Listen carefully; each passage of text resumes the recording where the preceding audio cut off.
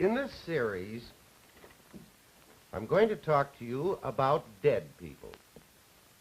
You know, it's getting so today that by a mere twist of the dial, you can get your people practically any way you want them. Very much like off a restaurant menu. Live people who are very live. Live people who you think ought to be dead. Maybe they should. Half-dead people whom medical science is trying to bring back to full health and vitality. Now, nothing like that on this show. These are dead people, very dead. And yet it's a strange thing.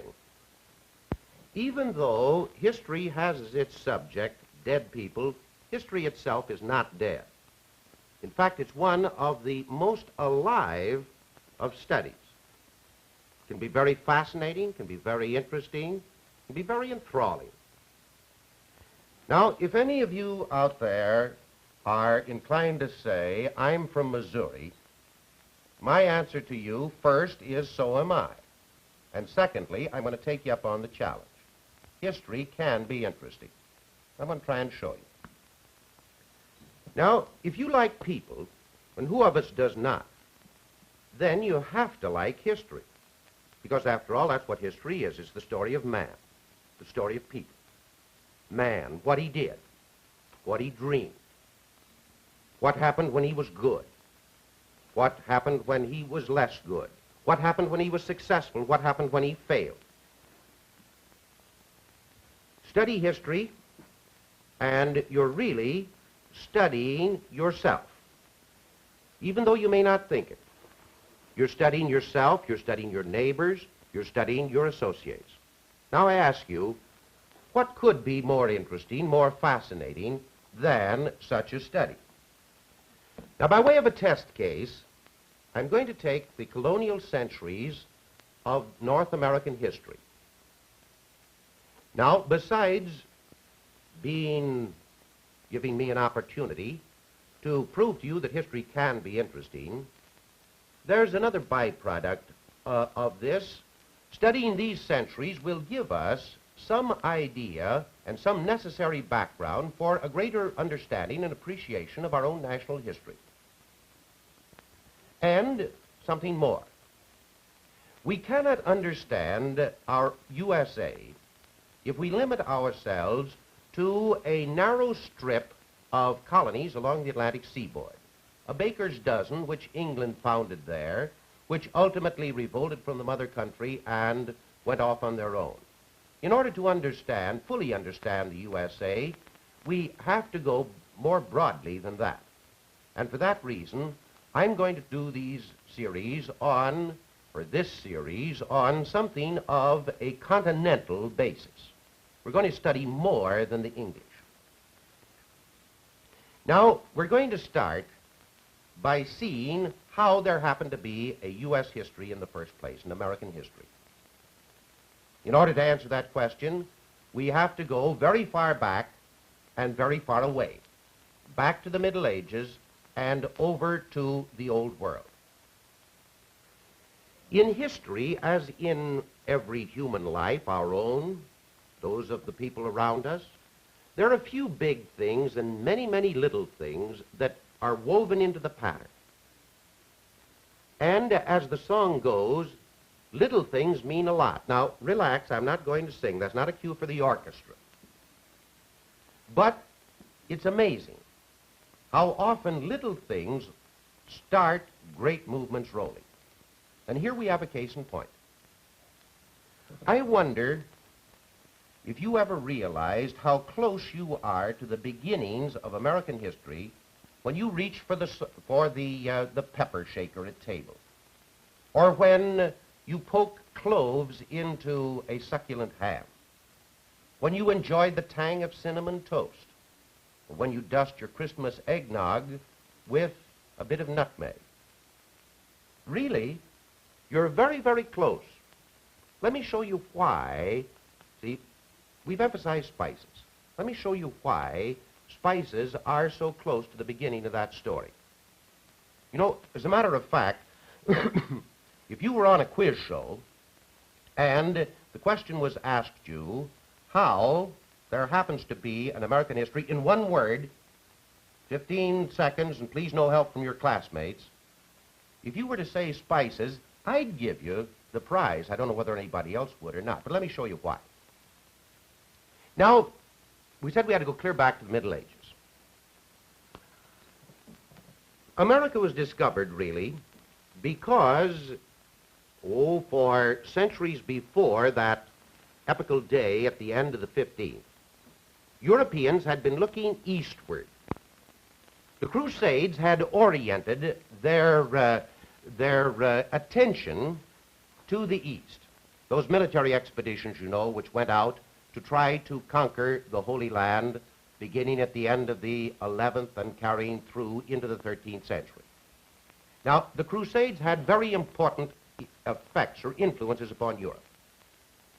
It broadened the outlook of Europe. Up to this time, Europe had been pretty much closed in on itself for a variety of reasons which we'll not take time to explain here.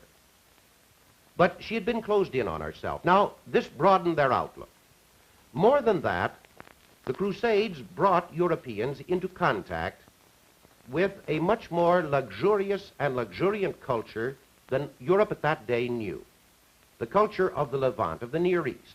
And indirectly, the Crusades put Europe into contact with the culture of the farther East. They did this through the products.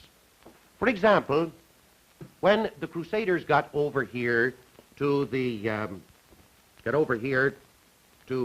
fight in the Holy Land, they picked up, or they came in contact with all kinds of products, some of them native to that area, some of them brought in from afar. Fine textiles, porcelains, perfumes, and most of all, spices. And they brought back samples of these when they came. Now, for a long time, many of these things, the fine textiles, the silks, and the satins, and the damasks, and so on, were beyond the reach of the common people. But spices, this was something which, well, Minnie and Jake could use, which Minnie and Jake often had, enough funds to buy, and they needed spices badly. Now, it's pretty hard to imagine how drab and how monotonous the European winter diet was. In those days, it was generally necessary toward the end of the fall to butcher what was the meat that was to be used during the winter. Now, there was no high-class system of refrigeration, no deep freezes and so on and so forth at that time. So to preserve this meat, there were only 2 or 3 ways. They could salt it, or they could smoke it, or they could dry it. Now, sit yourself down in imagination. Sunday, Monday, Tuesday, Wednesday, Thursday, salt meat. Vary it with fish on Friday, but then start in all over again. Pretty dull. Now, that's one of the reasons why, when the Crusaders brought back such things as cloves and cinnamon, particularly pepper, the Europeans grabbed at it. This could help vary their diet. It also helped in other ways. For example, the spices were used to kind of tone up the thin beer that they had. You know, the beer in those days, I think it was of that Just Right brand. Any worse, you couldn't drink it. Any better, you couldn't buy it. Just Right. Their wine, spices in the wine would help. Remember, among these things that came in, sugar was among them. Then, too, there were other products of the East, as we mentioned, perfume, silks, porcelains, and the like. At any rate, when the Crusaders got back, and when the Crusaders began to either tell of their experiences or brought the samples, and Jake gave this to Minnie, or Minnie fixed up the dinner, and then Jake shook a little bit of this on it, it changed it. There was a great demand for Oriental goods. Now, whenever you have a demand and when there is a supply, you're going to have somebody in between. to act as a middleman to bring the supply to the demand. And the Italians were in a great position to do this. Geographically, they were magnificently located right in the center, at the crossroads of the Mediterranean. The Italians, more than that, they had the ships, they had the capital, they had the commercial know-how, and they jumped at the opportunity. Now, no middleman is in business simply because he wants to do somebody else a favor. He's going to receive a certain amount of profit for the service which he renders.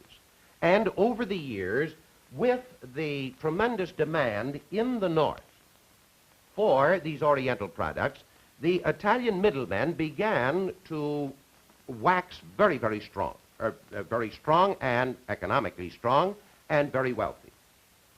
Now, as time went on, the merchants in the north began to grow, and they began to see these Italian middlemen, see how wealthy they were becoming through this trade, and began to envy them. They began to dream of how they could get to the east, bypass, circumvent the Italian middlemen, but geography always stood in their way. Then, so to speak, to add insult to injury, travelers began to work their way out to these people like Marco Polo, and came back and wrote of their experiences. Reading the book of Marco Polo, telling about the magnificence, the wealth, and so on of China, a great number of Europeans began to dream great dreams, and their greeds were whetted, their greeds were sharpened. Now, all this was great, but geography, as I say, was blocking them. The Italians had the corner on the key spot. Now, if this wasn't bad enough, in the 14th and in the 15th century, we gradually get to the point where a new factor enters in, and these are the Ottoman Turks. The Ottoman Turks have, since the days of the Crusades, moved in from the east. They've displaced or conquered the Seljuk Turks. They've taken over, and little by little have extended their holdings up through the Levant into Asia Minor, and ultimately, midway through the 15th century in 1453, they conquer Constantinople. So the result is that they control the whole of the Near East. Now, this could be difficult. In case of war, for example, with the Turks, which was perfectly likely, the Turks could close off the trade routes, and things which had become necessities now in the European setup, Europe would be without them. Now, the Turks were too smart to do this. Instead, the Turks said, we're sitting on a good thing. Why not put heavy taxes on these goods that are passing to the Christian dogs? It couldn't happen to nicer people, and so they did. Now, what effect did that have? The prices skyrocketed, and many of the people in the north, many of the merchants in the north, and the people too, were in a very difficult position. Little by little, the conviction came, something has to be done about this. Now, very interestingly, the Portuguese were already doing something. Portugal, this little country over here on the Iberian Peninsula, it had relatively recently driven out the Muslim invaders. It was a country that was full of pep, power, and punch, and vim, vigor, and vitality, and so on, looking to expand. Now, expansion by land against the strong Castilian neighbor was more or less out of the question. So they began to think of expansion over here to North Africa. In 1415, the Portuguese set up an operation and got a toehold at in North Africa, the stronghold of Ceuta across the Straits of Gibraltar. Now, the Portuguese king turned this territory over to one of his younger sons, Prince Henry. History subsequently has dubbed him Prince Henry the Navigator. And Prince Henry began to dream a dream. He began to dream a dream of, well, he said, look, if we could pressure the Mohammedans in this area. Not only would we be doing Christianity a favor, but we would be gathering for ourselves. We'd be gathering an area which is economically valuable. But little Portugal, manpower shortage and so on, she could hardly think to undertake an aggressive crusade against Islam by herself.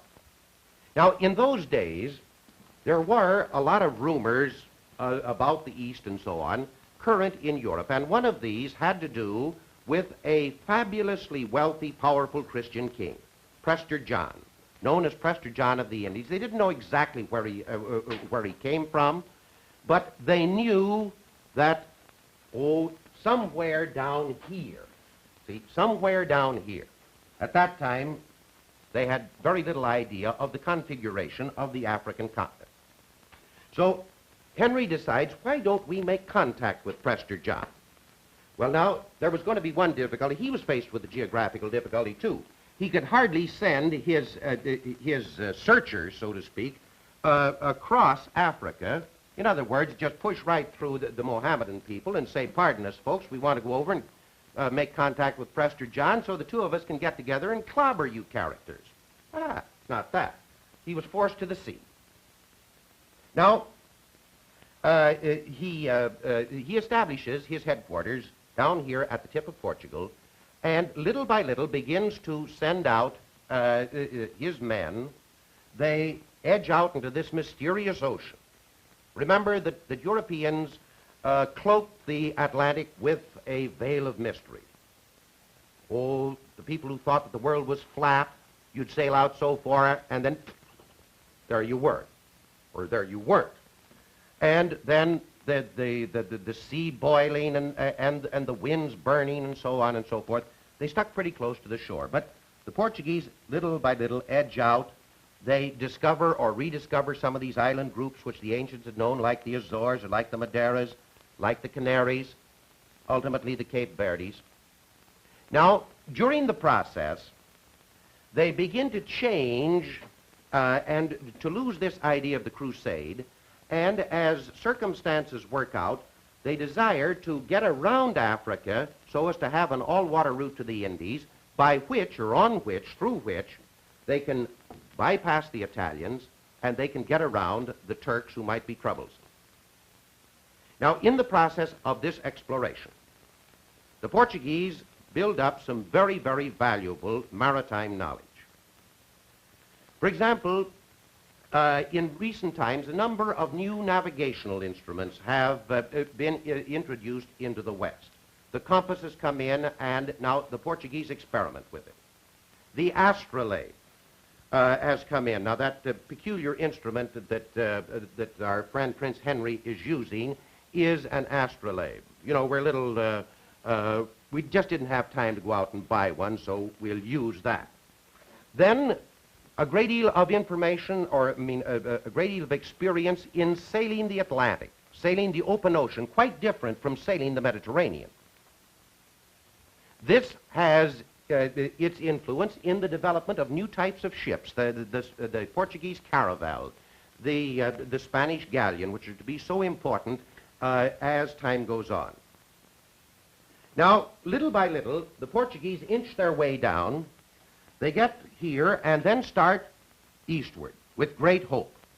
And then with great disappointment, they find that this African continent, instead of cutting off and opening the way to the east, it goes on southward. And year after year, they figure it's interminably southward.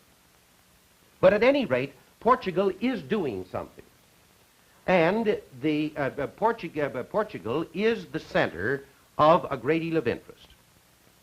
Now, it was in the late summer of 1476 that a rather bedraggled, waterlogged individual managed to scramble upon the Portuguese beach near Lagos.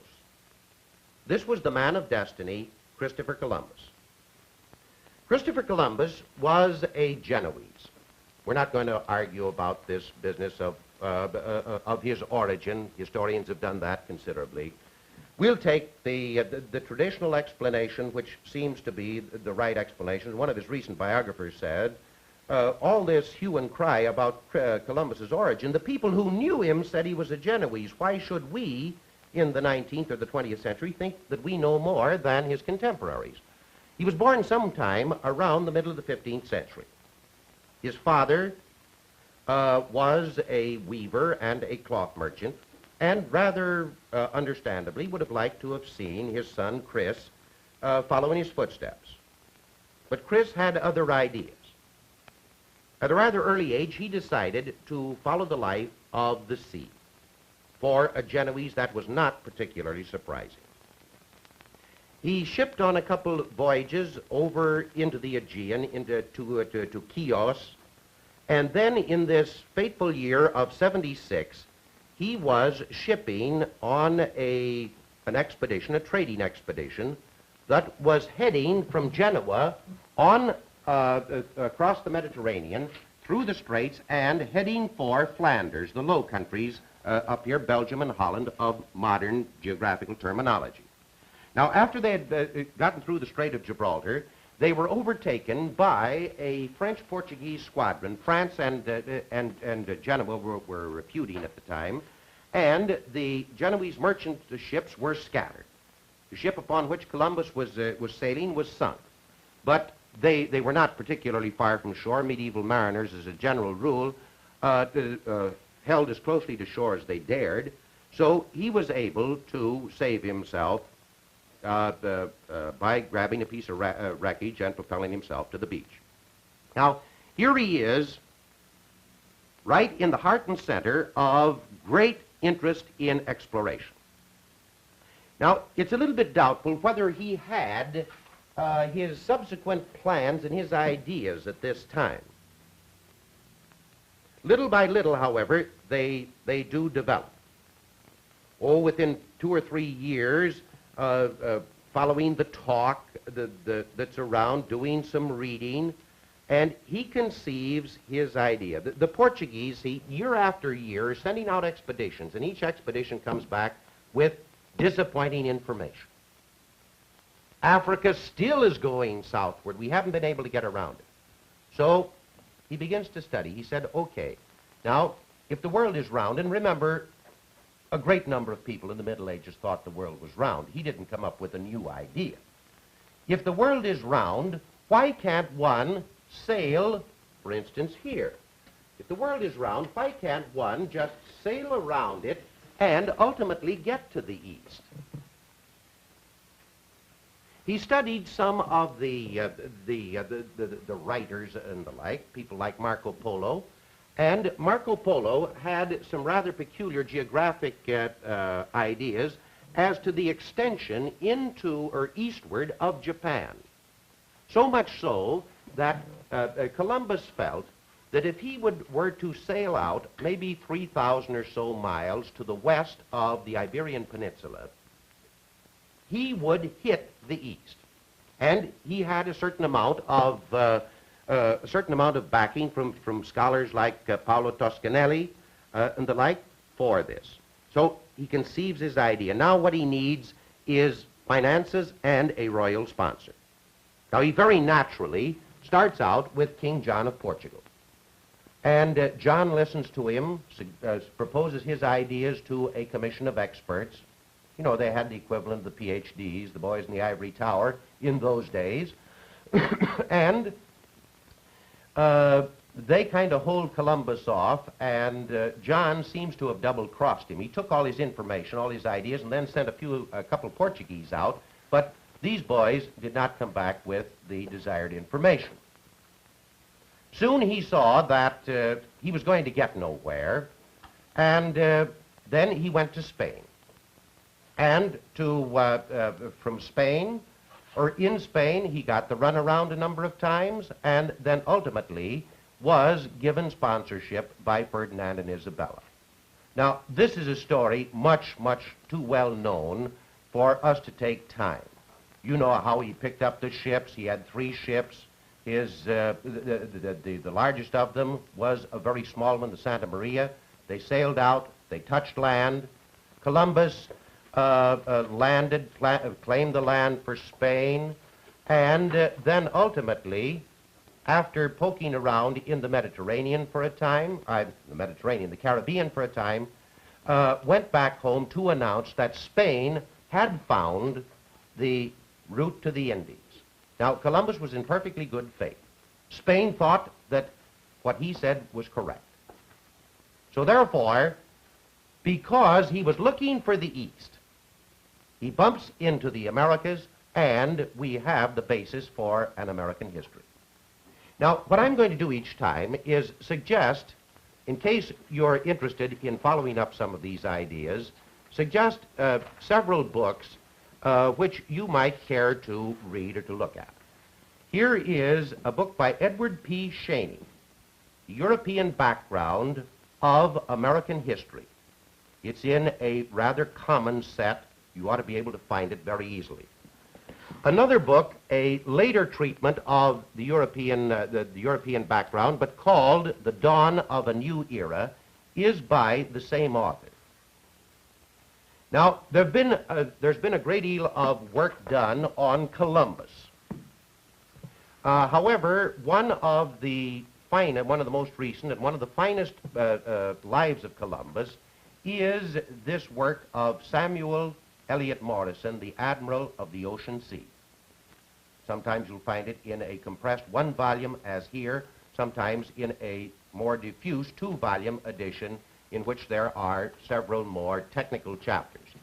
Then, I'd really be doing you a disfavor if I didn't suggest my favorite author, and you'll see immediately why it is my favorite author. This is History of the Americas, Volume 1, The Colonial Americas, and, well, a certain chap, well, read it and see who did the writing. Now, it's been fun being with you, and we're going to, I hope, have as much fun in each subsequent session.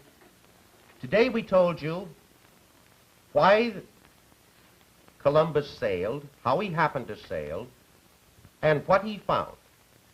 In the next session, we're going to say whom he found and talk about the men who found America centuries before him. And that's all until next week.